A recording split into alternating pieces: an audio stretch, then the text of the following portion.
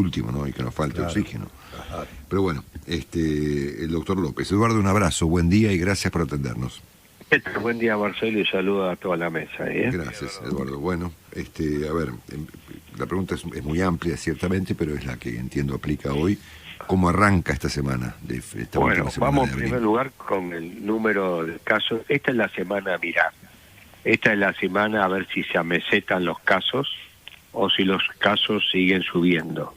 Yo creo que hoy por hoy todavía todo lo que se dijo la semana pasada, tanto de la provincia de Buenos Aires como de ambas, la respuesta va a ser esta semana. Si el número de casos tiende a estabilizarse hacia abajo, creemos que entonces las medidas que se han tomado han sido útiles y hay que seguir sosteniéndola. Si la curva de meseta sigue hacia arriba, en ese caso va a haber que tomar medidas más drásticas, en el cual yo creo que un poco también se están empezando a alinear, en el caso que esto sea así, tanto Cava como provincia de Buenos Aires, ¿no?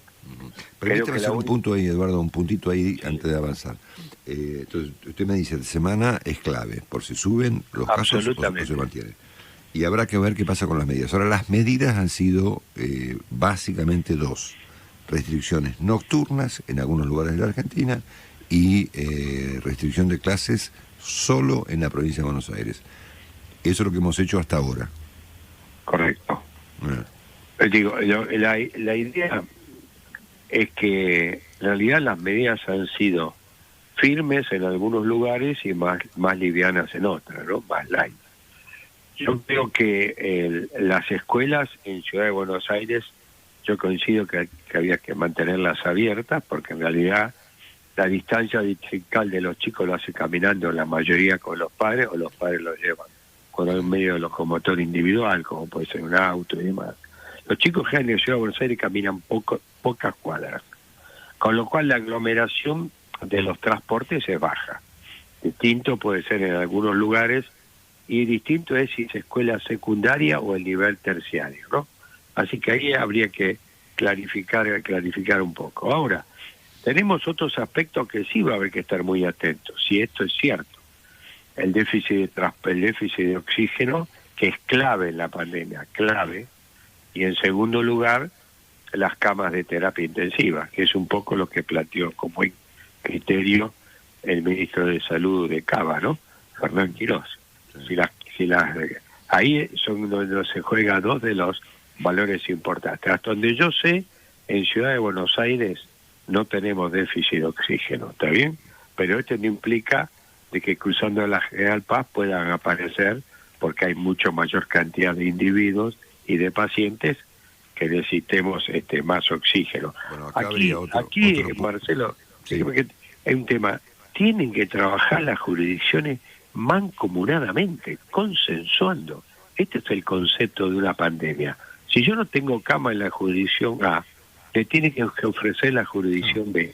Y así sucesivamente. Nosotros, por ejemplo... Y si a un distrito le sobra oxígeno, al otro que le falta se lo envían. Esto hay que armarlo. Yo les quiero recordar a la gente que Francia internó pacientes en Alemania cuando no tuvo más cama de terapia intensiva.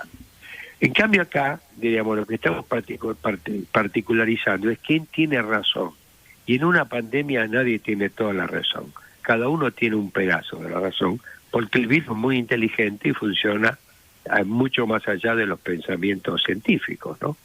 Así que a mí me parece que hay que trabajar ya con un plan en el cual el AMBA empieza a trabajar integrado judicialmente. Históricamente, los hospitales de la Ciudad de Buenos Aires internaban el 50%, se internaban pacientes que venían del conurbano. Y eso no está mal ni está bien, es lo que se da. Entonces, hoy por hoy nosotros tenemos un tercio de los pacientes en el hospital de niños con COVID vienen del conurbano. Bienvenido sea, los podemos atender, volverán a su casa del conurbano y no tendría que generarse una polémica de quién tiene razón, sino tiene que generarse una polémica de estrategia de salud pública en este sentido. Porque si no contamos la penuria, nos falta oxígeno, tenemos saturadas las camas de terapia intensiva, y los relatos en la pandemia no alcanzan, Marcelo. Se necesita acción y trabajo mancomunado. Correcto. Bueno, ¿Cómo cree que va la vacunación? Ayer domingo, por ejemplo, los datos no están firmes, digamos, pero hemos vacunado entre 40 y 50 mil personas en el mejor de los casos ayer domingo. No, usted sabe que la vacunación no viene óptima. Hay una diferencia casi del 18% entre las vacunas distribuidas y las vacunas aplicadas. No lo digo yo, entren a la página del observatorio y ahí está. Que sí que hay un grupo de vacunas que están en la heladera. El otro tema, y esto se apoya a las jurisdicciones, Marcelo, no es posible que usted le baje sábado y domingo y feriado, caiga la mitad de los vacunados, porque usted así retrasa todo lo que avanzó los días de semana, ¿no? Uh-huh. Y esto es un error, pero esto es no del Ministerio de Salud de la Nación. El Ministerio de Salud de la Nación tiene la responsabilidad logística de distribuir la vacuna, pero de aplicarla son las jurisdicciones. Cuanto más tardemos en completar la vacunación de los mayores de 60 años, más riesgo tenemos cuando lleguemos al invierno. Sí, correcto. Bueno, ¿cómo estamos, querido Eduardo, con las camas famosas? Que también hay un debate al respecto. Bueno, las camas en Cava están a pleno, está más estresado el sistema en el lugar privado que en el lugar público. Nosotros, creo que el sistema público todavía tiene camas, está alrededor del 78, 80%, dependiendo de los hospitales, diríamos, y de donde estén.